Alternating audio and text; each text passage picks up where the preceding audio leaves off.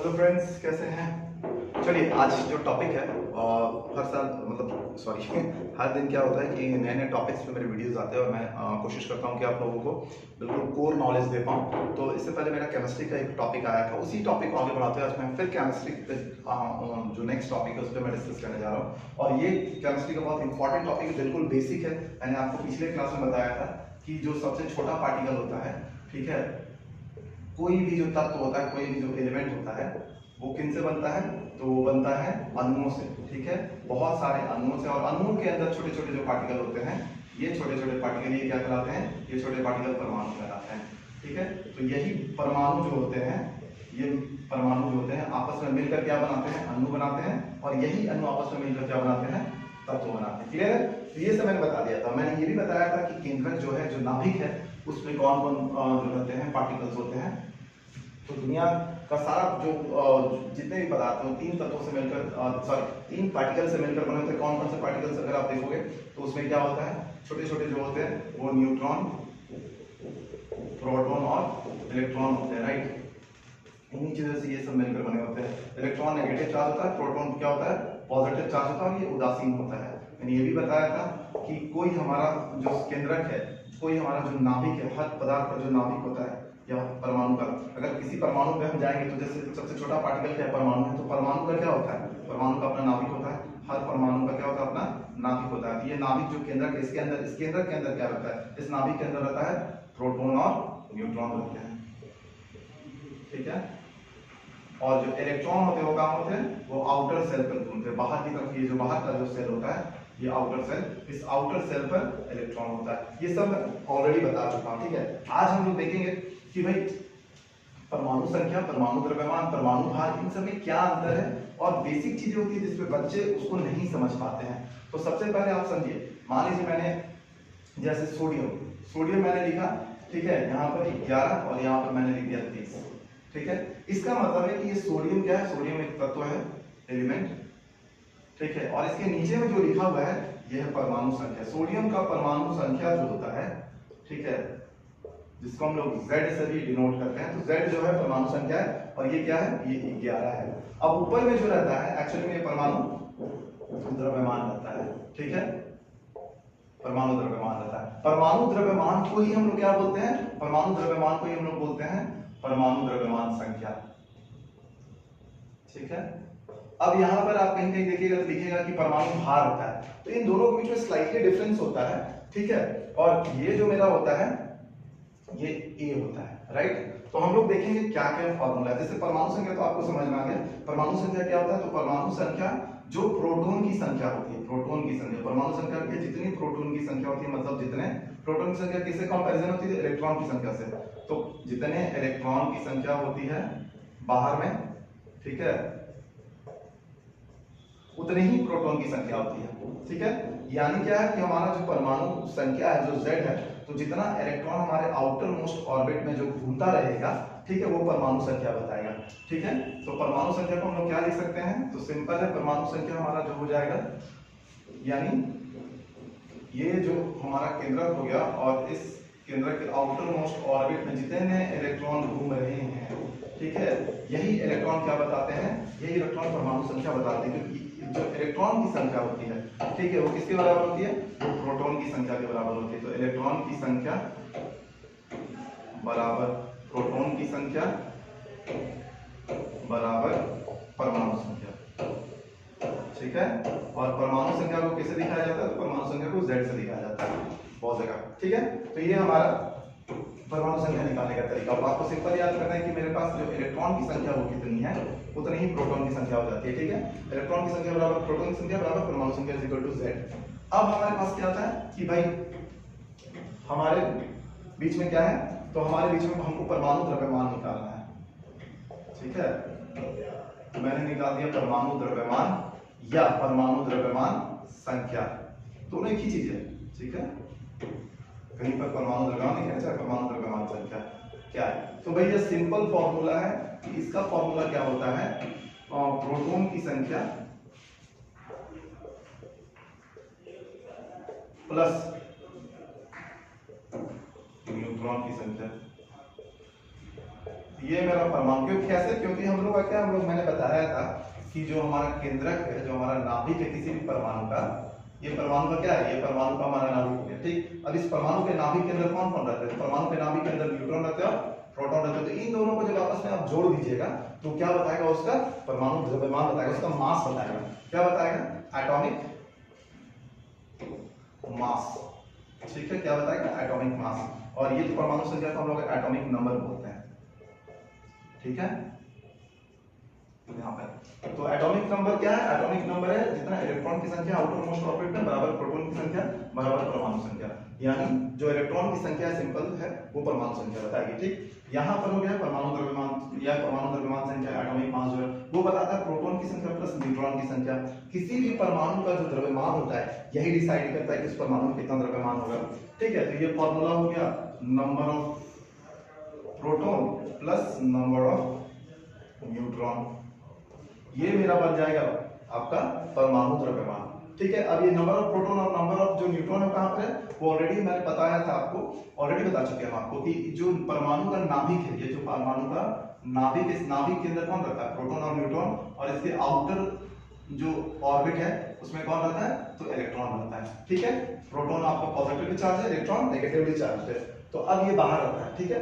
तो इसके अंदर में जो चूंकि हम परमाणु का क्या निकालना, परमाणु का द्रव्यमान निकालना, कितना मास है, हमको क्या करना पड़ेगा, इसके अंदर जितना प्रोटॉन और जितना न्यूट्रॉन है उसको जोड़ देंगे आपस में, तो वो हमको बता देगा कि भाई टोटल इसका कितना मास है, ठीक है। तो हम दोनों को जोड़कर दोनों का मास निकाल दिए। अब लोगों का कंफ्यूजन क्या होता है कि भाई परमाणु, मेरा जो द्रव्यमान है वो परमाणु भार के बराबर है। देखिए परमाणु भार का एक्चुअली कंसेप्ट थोड़ा सा अलग है, ठीक है, लेकिन चूंकि आप जब उसको एवरेज निकालोगे तो वो ऑटोमेटिक इसी के आसपास आता है। इसीलिए बहुत जगह क्या होता है कि परमाणु जो द्रव्यमान लिखा होता है उसी को परमाणु भार मान के चला जाता है। जैसे कि परमाणु भार का क्या है, परमाणु भार जो है आपका वो बताता है कि आपके जो भी परमाणु के जो भी तत्व उसके जो भी समस्थानिक होंगे, ठीक है, जो भी समस्थानिक के भार का औसत बताएगा ये, ठीक है, औसत अनुपात बताएगा।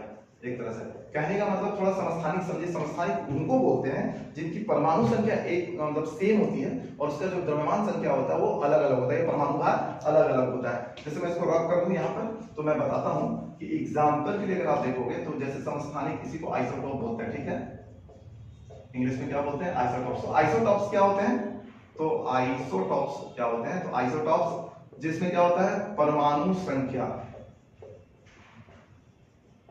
आपका समान होगा और परमाणु भार जो है वो अलग अलग होगा, ठीक है। एग्जांपल के लिए हाइड्रोजन के जो समस्थानिक होते हैं 1H1, 1H2 और 1H3, यहां पर आप देखिएगा कि ये नीचे वाला क्या बताता है, नीचे वाला परमाणु संख्या बताता है, ठीक है। मैंने एग्जांपल पीछे बताया था, सोडियम वाला जो मैंने बताया था 11 और 23, तो 11 क्या है, Z है और ये क्या है, A है, ठीक है, ये Z परमाणु संख्या। उसी तरह यहाँ पर हाइड्रोजन में हर नीचे में आप देखिएगा कि परमाणु संख्या सब समान है, लेकिन ऊपर में अगर आप देखिएगा तो परमाणु भार अलग अलग है, ठीक है। तो ऐसे जो एलिमेंट्स होते हैं उनको आइसोटोप कहा जाता है, ठीक है। तो यहाँ जो आइसोटोप बन रहा है आपका, इनका अब क्या होता है कि इनको परमाणु भार निकालना है। तो ऐसे आइसोटोप्स जितने भी तत्व होते हैं, जो एलिमेंट होते हैं, उन तत्वों का जो आइसोटोप्स बनता है, तो उस आइसोटोप्स का जितना ये भार ऊपर में दिखा रहा है उसका औसत, तो उसका जब औसत आप जोड़िएगा इसके तो 1 + 2 + 3, तो यहाँ पर अगर एग्जांपल के लिए आप देखिएगा तो याद आएगा 1 + 2 + 3 डिवाइडेड बाय 3। अगर आप इसको जोड़िएगा तो 3 × 5 = 6, ठीक है, 3 × 6, क्लियर है। तो एवरेज आपका क्या आया, एवरेज 2 आया, क्लियर है। और ऐसे भी अगर आप देखिएगा तो जब नॉर्मली हाइड्रोजन का जो भार होता है वो 1 और 2 ही होता है, ठीक है। तो इसका मतलब है कि परमाणु भार जो होता है, और यहाँ पर नॉर्मली ऐसे लिखा हुआ है तो ऊपर में क्या होता है वो उसका परमाणु भार बता रहा है, लेकिन आ ही रहा वो सिंपल में द्रव्यमान संख्या के फॉर्मूला में, ठीक है। तो ये क्या हो जाता है, द्रव्यमान संख्या हो जाएगा। इसीलिए इक्विवेलेंटली ये बराबर होता है, ठीक है, इसीलिए लोगों को कंफ्यूज नहीं करना चाहिए, ठीक है। तो जैसे अब मेरे को एग्जांपल में फिर से लिखना है, तो मैं यहाँ पर आपको ये सब तो क्लियर हो गया वो परमाणु द्रव्यमान आपका, ठीक है। अब मैंने क्या किया, एग्जाम्पल मैं आपको बता देता हूँ ज्यादा अच्छे से, ठीक है, तो ये और बेटर हो जाएगा आपका। अब मेरे को क्या बताना है, जैसे कि मेरे को बताना है थोड़ी देर के लिए एल्युमिनियम 1326, ठीक है, क्लियर है? 1326 मान लीजिए, तो एल्युमिनियम में 1326 लिख दिया, तो इसका मतलब क्या है? इसका मतलब है कि ये परमाणु संख्या है, ठीक है, और ये क्या है?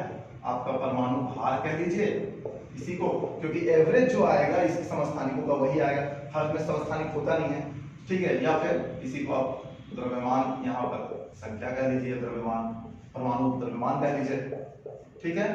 दोनों सेम है, यहाँ पर इलेक्ट्रॉन प्रोटॉन को जोड़ेंगे तो उसका भी जो आएगा वो आपको निकल जाएगा वहां से। तो यहाँ पर क्या होता है, जब औसत निकालते हैं तो इक्विवेलेंट आ जाता है, इसीलिए वहां पर जो द्रव्यमान संख्या होती है एक्चुअली में, ठीक है, वो परमाणु भार के बराबर हो जाती है। क्लियर है? तो यहाँ पर हर जगह बहुत जगह आप देखिएगा कि लिखा रहता है, जैसे अब कोई भी 1H2 लिख दिया मैंने, ठीक है, बेरिलियम मैंने लिख दिया, हाइड्रोजन, अब हीलियम है, ठीक है, तो 2He4, ठीक है। अब मैंने ये कर लिया, तो ये आप देखिए यहाँ पर, ठीक है, तो ये नीचे वाला क्या बता रहा है? ये बता रहा है परमाणु संख्या, ठीक है। अब यहाँ पर ये क्या बता रहा है? ये बता रहा है मेरा एक तरह से परमाणु, इसी को भार बोल लीजिए या फिर परमाणु द्रव्यमान बता रहा है, ठीक है। परमाणु भार निकालने का तरीका क्या है? तो परमाणु भार निकालने का तरीका ये है, समस्थानिकों के औसत से निकलता है, लेकिन चूंकि उसके आसपास होता है इसलिए वो दोनों इक्विवेलेंटली करेक्ट माने जाते हैं और इक्वल माने जाते हैं, इसलिए द्रव्यमान संख्या लिखा जाता है, ठीक है। तो यहाँ पर अब ये हो जाता है ऊपर वाला, तो अब एग्जांपल के लिए मैंने हीलियम रखा, तो एग्जांपल अब क्या है, अब हमको न्यूट्रॉन की संख्या निकालनी जैसे, ठीक है। तो मैंने क्या रखा? मैंने रखा द्रव्यमान संख्या, जो हम लोग का था, या परमाणु द्रव्यमान संख्या, इसका फॉर्मूला क्या था? तो प्रोटॉन की संख्या प्लस न्यूट्रॉन की संख्या था। अब ये proton, number of proton plus number of neutron, अब इसका जो निकालना है, तो ये न्यूट्रॉन की संख्या कैसे निकलेगी? तो नंबर ऑफ जो न्यूट्रॉन होता है, ठीक है, वो कैसे निकलता है? उसका सिंपल है A माइनस Z, ठीक है। तो A माइनस Z मतलब क्या हो गया? जैसे बेरिलियम में, बेरिलियम में मेरा 2 और 4 लिखा हुआ है, तो बेरिलियम यहाँ ये क्या हो गया? परमाणु संख्या A और ऊपर में द्रव्यमान संख्या Z, तो इनके बीच का जो न्यूट्रॉन का संख्या वो क्या होगा? तो न्यूट्रॉन का संख्या जो निकले वो क्या होगा? A माइनस Z, मतलब A माइनस Z मतलब यहाँ पर A कौन है? 2, ठीक है, सॉरी उल्टा लिखा है, ये Z है और ये A है, तो A माइनस Z यानी 4 माइनस 2, तो 2, क्लियर है। तो यहाँ से आपका 2 निकल गया न्यूट्रॉन। अब इसी को और साफ सुथरा मैं बताता हूँ, एक और एग्जांपल में सिंपल है आपको, अगर कोई क्वेश्चन दे दिया और बोला कि भाई इसमें क्या बताना है आपको, आपको दे दिया गया, मान लीजिए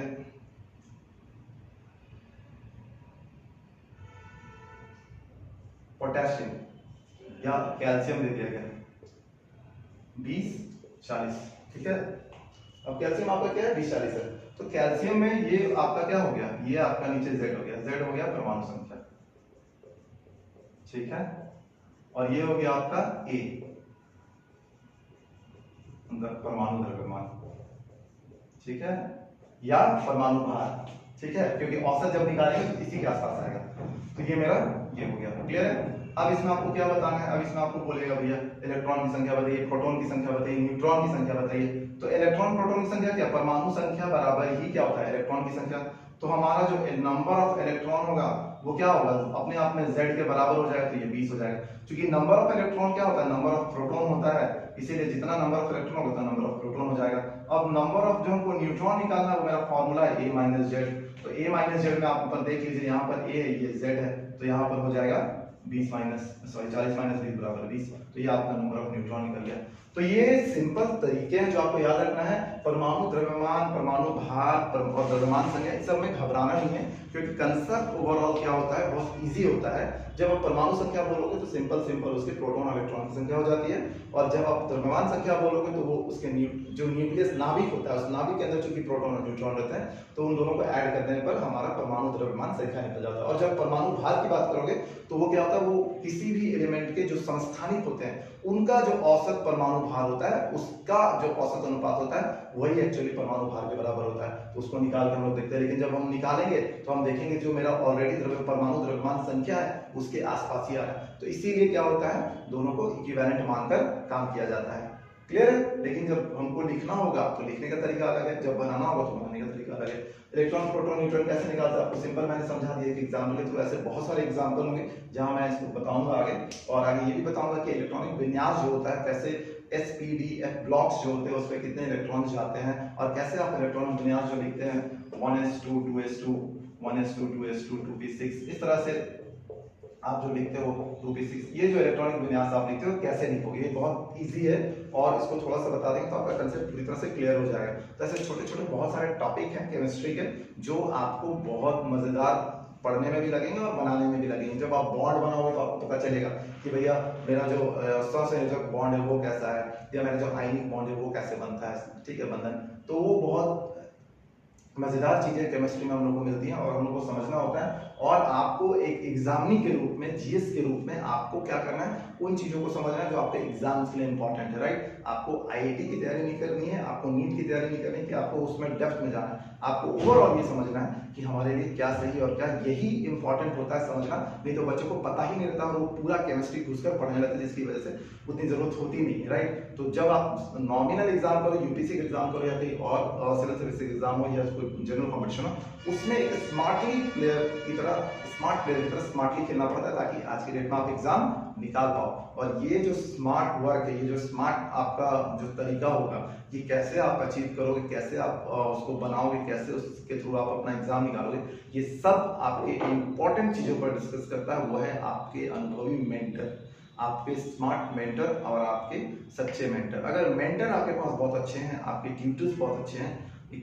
तो आप समझो कि आपका जो 50% जो जंग है वो आपने जीत ली है, राइट। तो अच्छे मेंटर को चूज कीजिए लाइफ में, जहां भी पढ़िए, ठीक है। जब आपको सेटिस्फैक्शन लगे वहां पढ़िए, लेकिन अच्छे मेंटर के पास पढ़िए, क्लियर है। और तब आप टारगेट कीजिए कि आपके एग्जाम्स को कैसे क्वालिफाई करना है। और ये सब चीज में सबसे इंपॉर्टेंट रोल हो जाता है आपके मेंटर्स का, और उसके बाद प्योरली आपका, क्योंकि उसके बाद जितना डेडिकेशन वो आपको दिखाना है, जितनी मेहनत है आपको करनी है, ठीक है। मेंटर्स आपको गाइड करते हैं लेकिन मेहनत स्टूडेंट ही करते हैं, और निकालने वाले यहीं के होते हैं, कहीं बाहर के नहीं होते।